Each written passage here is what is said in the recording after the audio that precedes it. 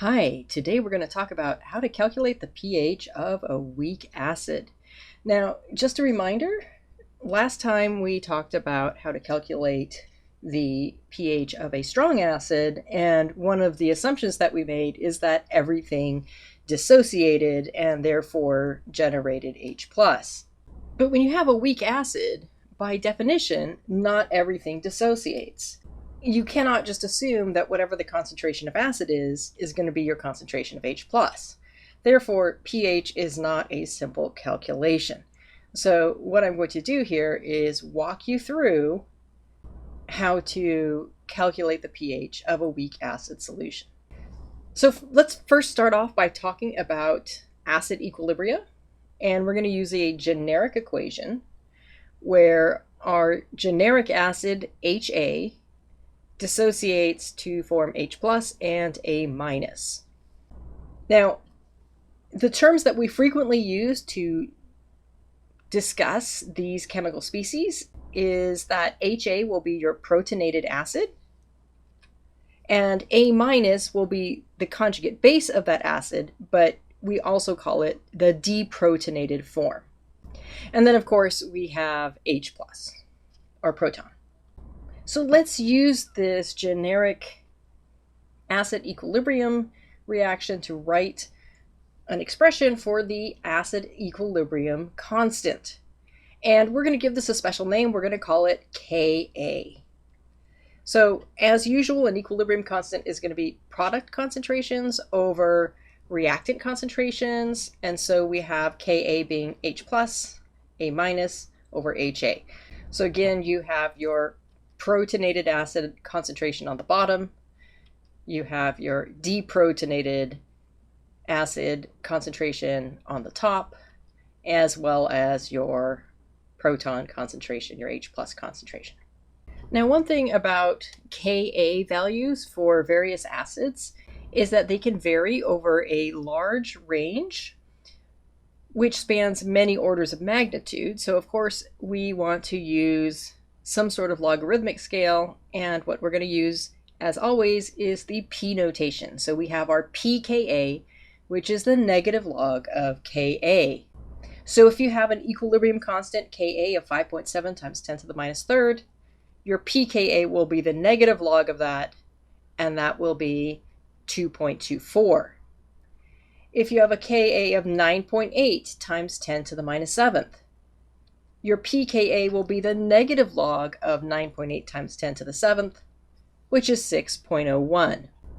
Now, what you will notice is that this first Ka value is a lot larger than the second Ka value.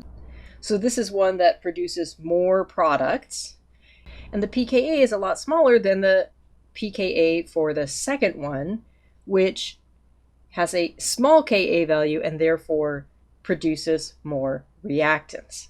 So what this tells us is that the smaller your Ka value, the more your acid dissociates, or you could think of it as the more products you get from the acid dissociation reaction.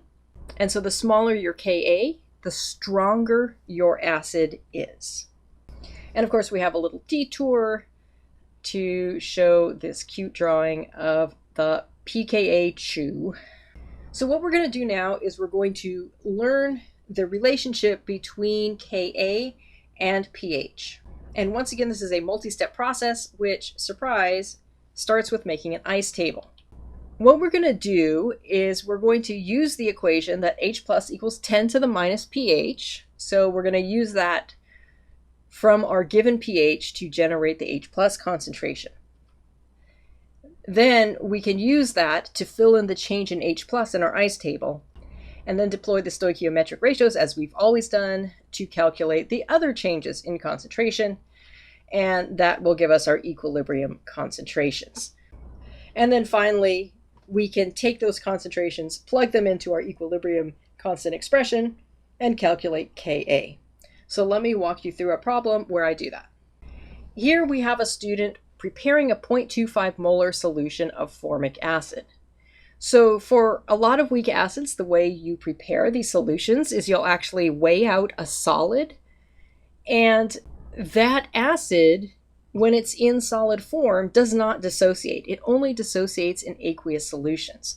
And that will be important when we set up our ice table. So after dissolving the formic acid, the student measured a pH of 2.38, and so we're going to calculate the Ka. So we're going to start by making an ice table, and we fill in our concentrations, and we know that it's a 0.250 molar solution. That's based on, the weight of the acid that the student weighed out in the balance.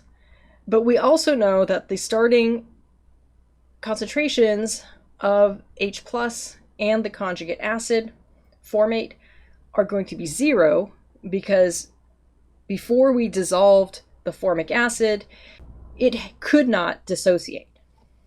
So now we're on to step 2, where we use H plus equals 10 to the minus pH. So we can calculate our H plus by doing 10 to our minus pH of 2.17, and that gives us our value of 0.0067. Now we can take that value, and in step 3, we're going to plug it into our ice table as the change in H plus concentration. And then we'll use our stoichiometric ratios to calculate the other concentration changes. So if you think about what's happening, every mole of hydrogen ion that you make 1 mole of the conjugate acid, and for every mole of those that you make, you're going to lose 1 mole of the protonated acid. And so now we can calculate the equilibrium concentrations based on the initial concentrations and the change in concentrations. Now, what we're going to do now is use those final concentrations to calculate the Ka value. So remember that our equation for Ka is the deprotonated acid times the H plus concentration divided by the concentration of the protonated acid. And let's plug in the concentrations that we got in our ice table, and that will give us our Ka, 1.85 times 10 to the minus 4th. Now what we're going to do is we're going to go the other direction. Calculate the pH of a solution when you know the Ka of an acid. And this is something that happens a lot, actually, because you can frequently find Ka or pKa values on the internet or in the back of your book. So we're going to start out the way we always start out, which is making an ice table, and we're going to set the change in H plus concentration to plus X. Then we can use our stoichiometric ratios to calculate the other concentration changes, calculate the equilibrium concentrations, substitute those equilibrium concentrations into the Ka expression, rewrite the equation. These steps should all look really familiar because they parallel what we were doing for equilibrium concentrations. This is just a very specialized form of it. We solve for X using the quadratic equation and then use the value of X to calculate the pH. So what we're going to do now is we're going to calculate the pH of our favorite weak acid, acetic acid. We have a 0.30 molar solution, and we're given the Ka, 1.8 times 10 to the minus 5th. So let's start with step 1, where we make an ice table and set the change in H plus to plus X. So again, we're assuming that we're started with 100% protonated acid. Now you notice that I didn't write out the formula for our acid, and I did this on purpose because a lot of times I'll give a problem and students will say, but I don't know what the formula for that acid is. It doesn't matter. It's a proton and a conjugate base. So you have your HA protonated acid, you have your A minus, your deprotonated acid, and then your H plus. Okay, now we're going to use the stoichiometric ratios, and those are always going to be minus X and plus X for the protonated and deprotonated acid respectively.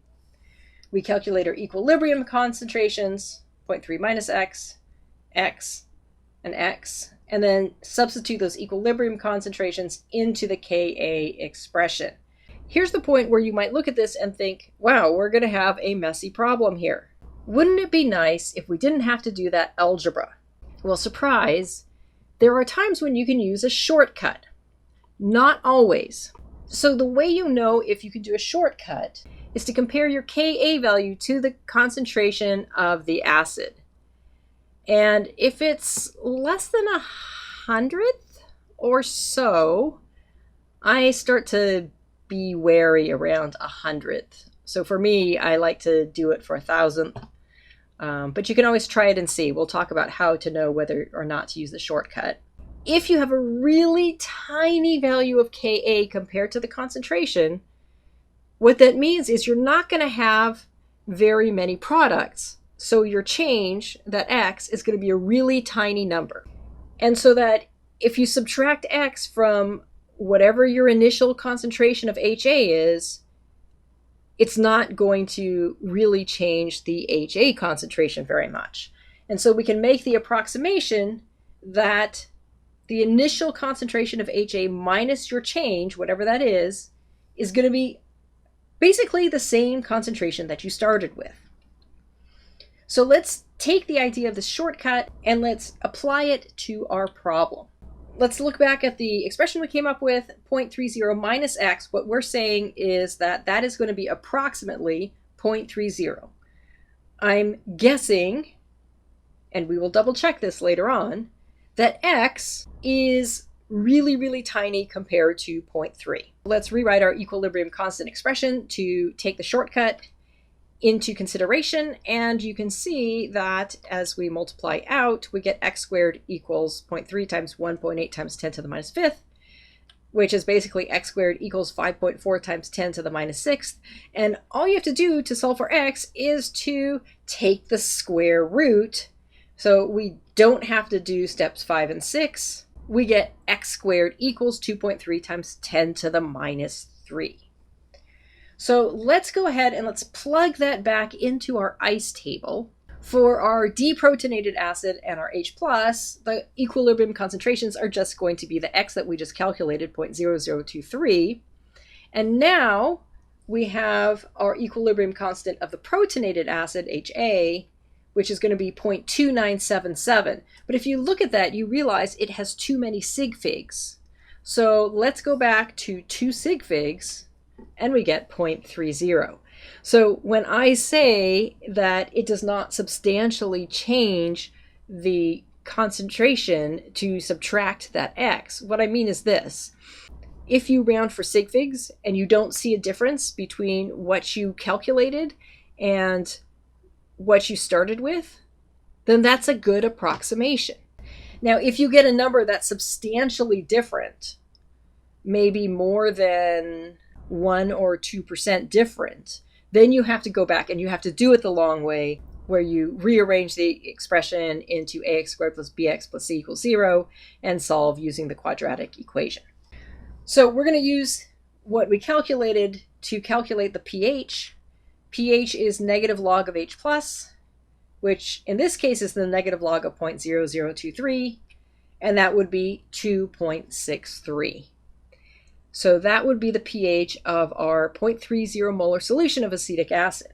Weak acid calculations operate almost exactly like any generic equilibrium calculation, but we have these shortcuts that can make them easier. Could you use the shortcut for regular equilibrium calculations? Sometimes, but again, you have to look at a number of different factors to see if it will work. In general, my rule is just to try the shortcut, see if your approximations were valid. So in our case, that was 0.3 minus X was approximately 0.3. If it's not, if you see a big difference between the two, then maybe you need to go back and do it the long way. But I usually start with a shortcut if I can. I hope this was helpful, and I will talk to you again soon.